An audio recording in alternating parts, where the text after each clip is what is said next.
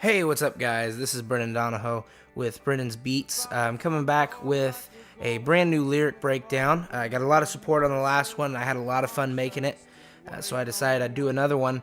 And for this video, I think we're going to look at one of my all-time favorite songs from my absolute favorite band of all time, Counting Crows.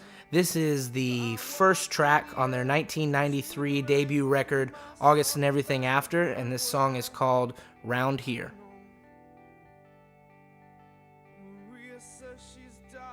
Yeah, so if you guys were already familiar with Counting Crows in general, or this track specifically, I'm sure you'd already have realized this, but this is going to be maybe a little bit longer than my last video, just because of what a dense track this is lyrically. I think my notes were something like 6 pages. So it's a lot of work, and it's a very dense track, but it's really worth unpacking. So let's look at the structure here. Not super important, but break out your highlighters because it is really interesting. It's set up as a 4-line scheme with a AABB, right? So you have white on white and wrong and right, setting up your A's, and then the I don't know repeats twice to set up your B's. But what's interesting is there's actually an internal rhyme within each line except for the first one. And you have you and view, rain and again are slant rhymes, and dying and crying are more obvious, straightforward rhymes. And this really sets up kind of a rhythm. I mean, this is really the importance of a rhyme scheme, because it really draws the audience in. They know where the rhymes are going to come, and they start to be lulled into this kind of rhythm of hearing the rhymes. But what's really important here is the metaphorical content. It's really fascinating. So the first half of the verse talks about Adam's feelings of being unique in a world full of people who are unique. Step out the front door like a ghost into a fog. And he talks about the contrast of white on white. And he sees something similar in this girl when he talks about the difference between, the angels and the moon. Again, 2 things that are characteristically considered white. And the difference between wrong and right. He's lamenting the inability of the people around him to see what makes him special in this sea of people who are all special. And then we're later introduced to the character of Maria in this first scene. Maria says she's dying, and through the door I hear her crying. A lot of people consider this kind of a statement about cancer. I don't really consider it that way. I've always taken it as more a young person coming to terms with the idea of death in general. There's nothing explicit in the song that leans that direction, other than just kind of the way we see Maria's character develop over time.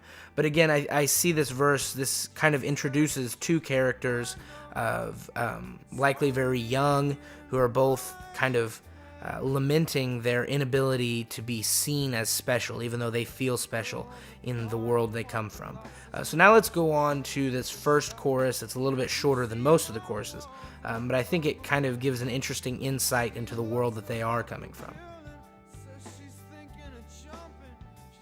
Pretty simple scheme structure here, not really worth going into rhyme-wise, but the important piece is found in the title of the track. The round here mantra, to me, is seemingly meant to mirror the kind of platitudes that are so common in the way that small town people talk about their hometowns. Round here we stand up straight. Round here something radiates.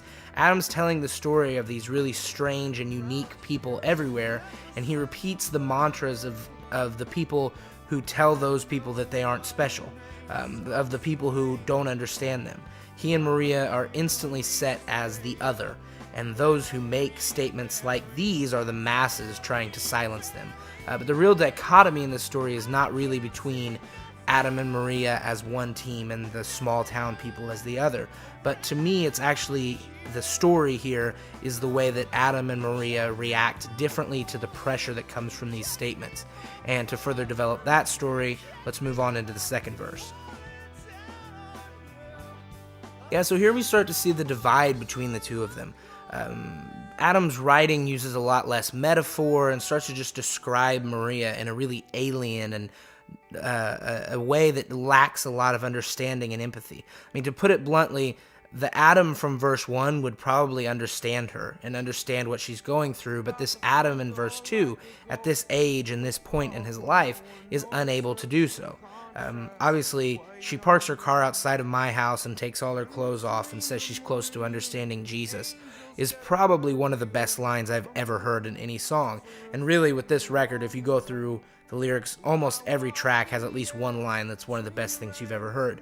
But what makes this line so incredible is not necessarily that it sounds funny or it's a goofy little thing to quote off to the side. It's really what it means. It really manifests Adam's inability to understand Maria. And instead of being able to tell you what she's going through, he can only tell you what she's doing. He can only very literally describe that she's taking her clothes off and talking about Jesus, or walking between the ocean and the water like a wire in a circus. He doesn't understand her thought process, and so instead of painting that picture, he instead just has to paint the picture of what he's seeing and hope that you can understand it. It really shows what sets Adam apart from every other writer. He has this ability to write from different voices and show his own evolution and the own way that he has changed throughout the song, and it's really incredible. So now we're going to take a look at another really interesting part. Let's take a look at the first full chorus that we hear on this track. So here we find Adam giving Maria the same advice in the form of the mantra that the two of them have heard so many times. Not everyone takes this chorus this way, but I see it as Adam speaking to Maria. But this time he's using the round here phrase to express to her the kind of stress he deals with. In a way, he's attempting to excuse the fact that he's grown up. He's kind of shaved off his rough edges, so to speak, and now he's only able to express to her his feelings in this kind of round here mantra, this kind of this box that he's allowed himself to be forced into. And he feels her slipping through his hands in more than one way. She's seen as falling out of love with him, but he also knows that his explanation and use of these platitudes is not impressing her. He feels her desire to listen to him, her trust in him, all slipping away just as quickly as her love for him. And it's this fear of losing that drives Adam into the state which we find him in the bridge, which I think is one of the most fascinating parts of this track. So let's take a look at the bridge now. So when I was younger, I actually saw this bridge as a little bit unnecessary. I kind of considered it what a lot of writers call a plot cul-de-sac, meaning it just kind of goes there and talks for a minute and then leaves and doesn't really further the plot. But the more I pick this song apart, the more I enjoy this section. Structurally, again, nothing too complicated. An interesting little bit of the scheme is that dream and the end of lightning are meant to rhyme, which creates kind of a loose A-B scheme. But a lot of times in live performances, Adam drops the G and rhyme lightnin' with wind and in. The overall message of the bridge actually benefits from this a little bit, because here we see Adam doing his best to communicate to Maria with emotion and metaphor once again in the way he used to in verse 1, in the way that this young, more emotional Adam used to be able to.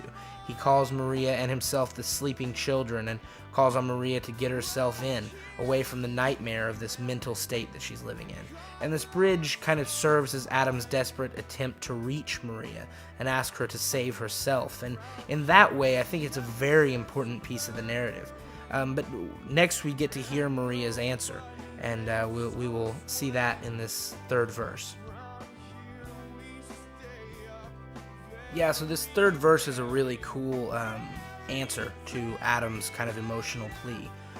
It's really some of the best writing in the whole Counting Crows discography, and I think it's some of the best writing that you'll find throughout the entire 90s kind of rock renaissance movement. The structure is pretty close to the other few verses, nothing super interesting in it. The verse begins with Maria's confession to the fact that her issues are all in her head, and it seems to her that this might make them less real. This is common in a lot of smaller, more traditional places, like the town that Adam and Maria presumably come from, where they don't understand the complexities of mental illness. And it's a fascinating image of this woman who seems to take this problem that has defined her whole life and treat it like it's not important, because she sees it as not a worthy thing for her to be so bothered about. But then after this, Maria follows up by telling Adam that he should try to have sex with her, essentially, to take his shot with her because her walls are crumbling, as she puts it. And Adam really kind of is able to paint a whole other layer onto her with this, because he's showing how she sees men act in her life. She's having a breakdown, and she's wondering how bad of shape does she have to get to before he's turned on, so to speak. She's almost waiting to be taken advantage of, and in just a few words, Adam paints a whole other layer to this character. Furthermore, it's important that Adam calls her the girl instead of Maria. Throughout the 3 verses, we see a couple trends. We see, first of all, much less use of metaphor throughout, and it shows Adam growing up. And along with that, we see a more and more alienated way of speaking about Maria.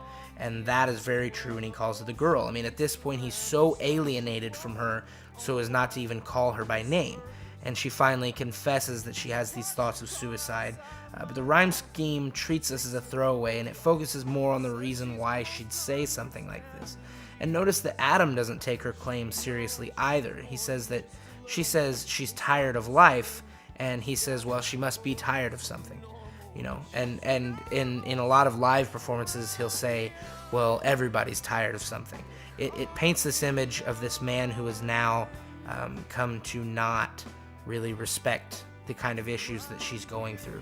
He's so far alienated away from her. It's a really, really dark story. But she doesn't respond to his most emotional plea, which is that bridge. I mean, notice the difference in how emotional his plea is in this bridge, and how cold and calculated her response is. He just simply no longer understands her, and now we come to kind of the culmination of all of this as we enter this final chorus and outro. Here, this chorus is kind of the culmination of the melodrama of this track.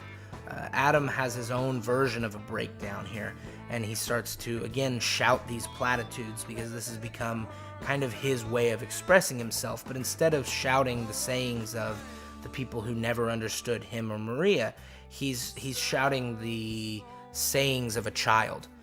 He's talking about how he's a grown-up now, and he gets to stay up late, and he gets what he wants without waiting. So why isn't he happy?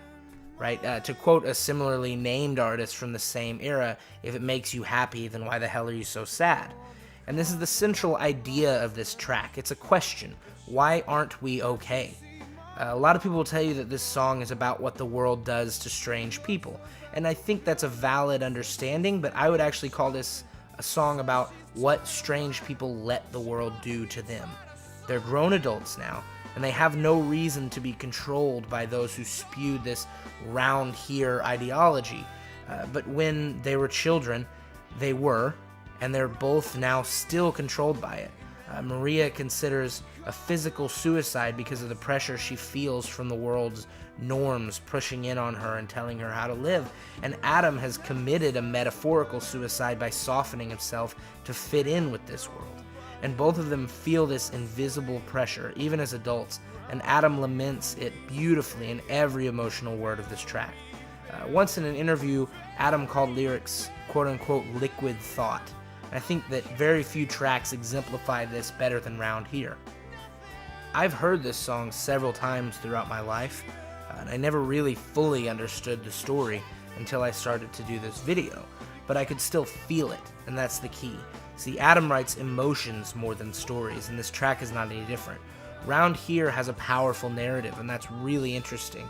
But above all, it's the lamentation of the pain that comes with being different, and of the way the world tears people apart who are different, and tears relationships apart between people who are different, and the pain that comes with fitting in, and the pain that comes with not fitting in. It's this lamentation of being stuck between a rock and a hard place, in a sense, because of who you are and the way you were born and the way you understand the world.